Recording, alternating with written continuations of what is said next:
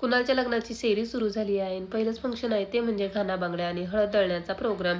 तर आम्ही घरी आल्यानंतर पहिल्यांदा जातं सजवण्यासाठी घेतलं, कारण की याआधीही माझ्या आत्याच्या मुली आणि तिच्या मैत्रिणी त्यांनी स्टार्ट केलं होतं, पण जसे आम्ही जॉईन झालो तसे ते सर्वच निघून गेले आणि खाली फक्त मी आणि माझी सिस्टर आम्ही दोघीच राहिलो होतं. तर आमचं इकडं जातं सजवणं स्टार्ट झालं होतं. तर रिव, हम्पी आणि ईशान त्यांचं खेळणं सुरू झालं होतं. नवीन घर आणि त्यांना ॲडजस्ट व्हायला काय वेळ लागत नाही, ते कुठेही जातील तिथे मस्त ॲडजस्ट होऊन जातात. तर ते खेळत होते.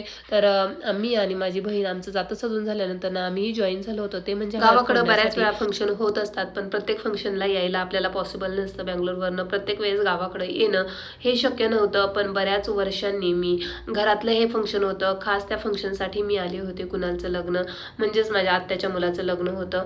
तर त्यासाठीच मी खास आली होती. तर छान छान मस्त रेडी वगैरे व्हायचं, फंक्शन एन्जॉय करायचं, हे बऱ्याच गोष्टी डोक्यात होत्या. जितक्या पॉसिबल झाल्या तितक्या आम्ही केल्यासुद्धा. छोटे छोटे छान छान व्हिडिओ वगैरे घेतले आणि ते तुमच्यापर्यंत पोहोचवत आहे. सकाळीच हळद आमची फोडून झाली होती, ती मस्त सुकली वगैरे होती आणि त्यानंतरनं प्रोग्राम होता तो म्हणजे हळद दळण्याचा. हा इव्हिनिंगच्या वेळेचं हे काय सुरू आहे. तर थोडंफार यांना दळू लागले आणि नंतरनं बाय केलं आणि हे म्हणतात अरे असं का मध्येच उठून चालली. तर मला दुसऱ्या क्लिप शूट करायच्या होत्या म्हणून मी त्यांना बाय करून दुसऱ्या क्लिप शूट करण्यासाठी गेली होती. लग्नघर म्हटलं की खूप गोंधळ वगैरे हे तर असतंच. जितकं मला पॉसिबल होईल ना तितकं मी ह्या क्लिप वगैरे घेतल्या होत्या. आत्याच्या इकडे गोंधळी वगैरे येतात आणि ते भराडचा काय जो प्रोग्राम असतो ना तो होता. तर ज्या दिवशी हळद म्हणजे घाना बांगड्या वगैरे असतात ना त्या दिवशी हाही प्रोग्राम असतो. तर कुणाल मस्त रेडी झाला होता आणि तो त्या कार्यक्रमासाठी बसणार होता. इकडं हळद दळण्याचा प्रोग्राम चालू होता, तर इकडं गोंधळ सुरू होता.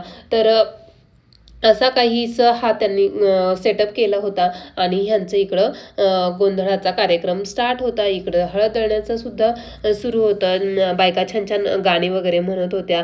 बांगड्या भरण्याचा सुद्धा प्रोग्राम सुरू होता. जसंही ज्यांना पॉसिबल होईल तसं तसं हे सर्व काही सुरू असताना माझंही थोडासा टर्न आला. चला म्हटलं आपणही बांगड्या भरून घ्याव्यात, कारण की लग्नाच्या दिवशीच मी बांगड्या घालणार होते, पण छान वाटतात आणि हातात हिरव्या बांगड्या. तर म्हटलं चला आपणही मस्त एन्जॉय करूयात.